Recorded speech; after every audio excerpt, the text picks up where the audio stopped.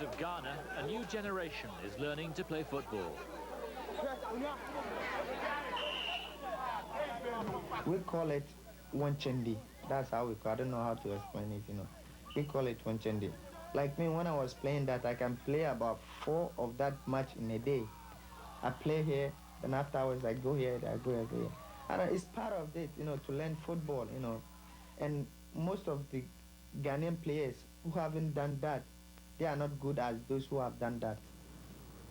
No one has benefited from that education more than Nii Lamptey. He's been a world champion and a runner-up. He's won an Olympic bronze medal.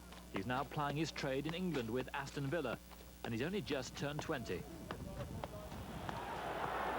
The world first saw the young Lamptey at the age of 14 at the 1989 Under-16s in Scotland. He played in the opening game against the hosts, and although the match finished goalless, he amply demonstrated his potential.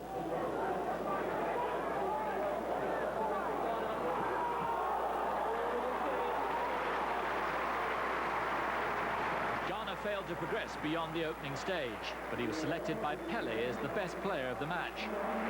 That attracted the attention of a number of European clubs. Eventually, Nigerian international Stephen Keshi, then an Anderlecht player, persuaded him to come to the Belgian giant. So, aged 14, Lamptey left Ghana to seek his fortune in Europe. It gave him a chance to build his body off the field and adapt to a new way of football on it. As soon as he was 16, he saw first-team action, and Anderlecht gave him a 5-year contract. However, Lamptey found a lot of his time taken up by international commitments.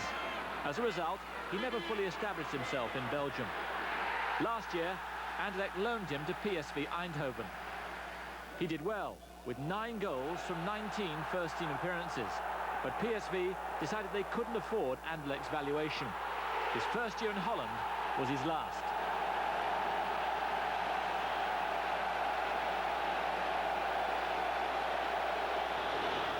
But Lamptey is best known for his performances at international level as the best age limit player in the world.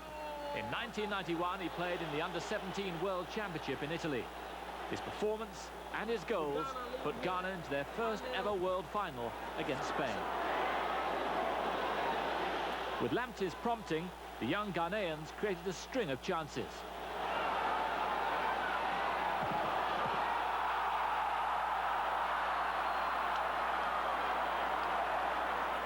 Eventually, one had to go in.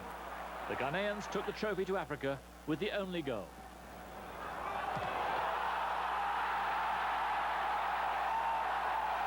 So I was very happy and I was very pleased, you know, when we took the cup, and I was best player of the tournament as well, and I was a top scorer.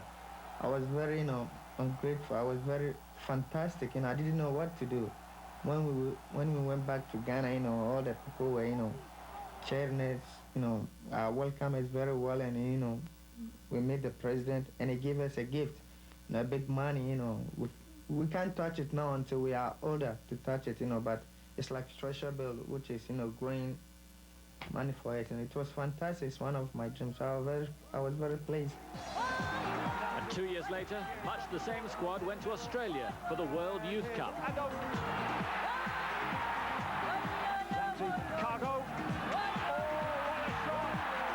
Mohamed Cargo. That's a good ball.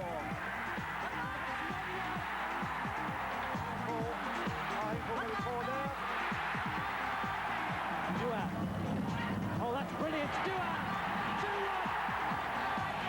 Once more, they'd reached the final against the most famous football nation of all, Brazil.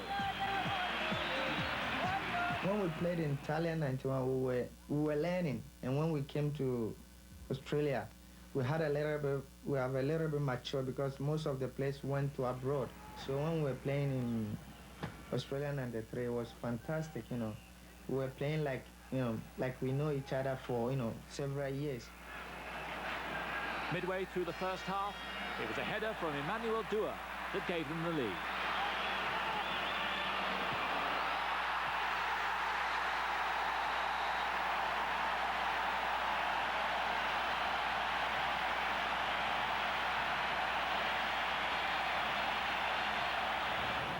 But potentially the greatest night in African football history never came to pass.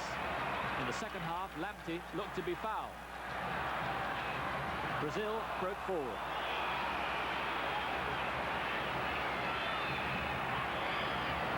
And Jan scored the equaliser.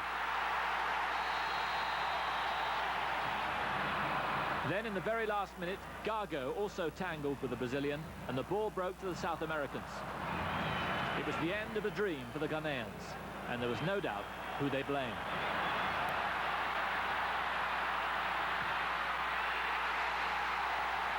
I do remember that the referee cheated though. We should have won, we should have took that cap because I was the captain of the squad that time. And I do remember our first goal was a foul against me, and the referee disallowed.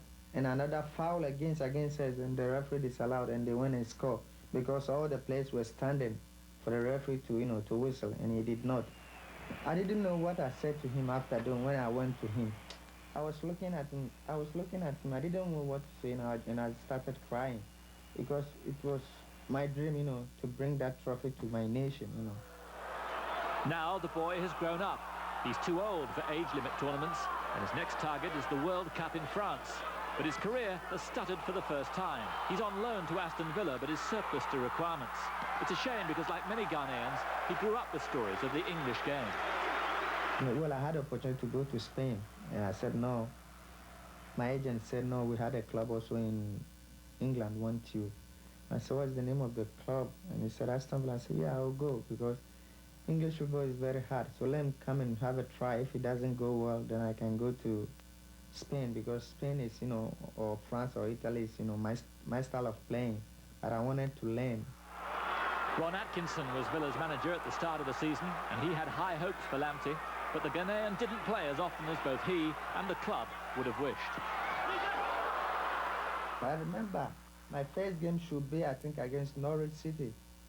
And that weekend, Ghana is playing against Niger, and they invited me. I have to go.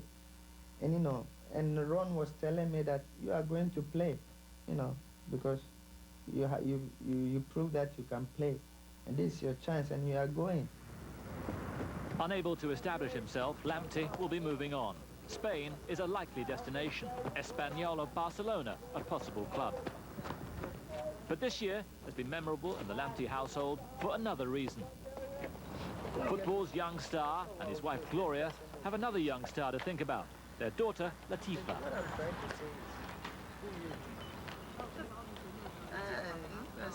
I'm married about 6 months now. I'm very happy with my new baby, She's fantastic, Every time I come back from training, even before I have to go to bed every afternoon, but now I don't go to bed. I have to play with her, sing with her, do everything with her. At 20 years old, Nii Lamptey's career has really only just begun, and the world's best junior still has plenty of time to make his mark as a senior.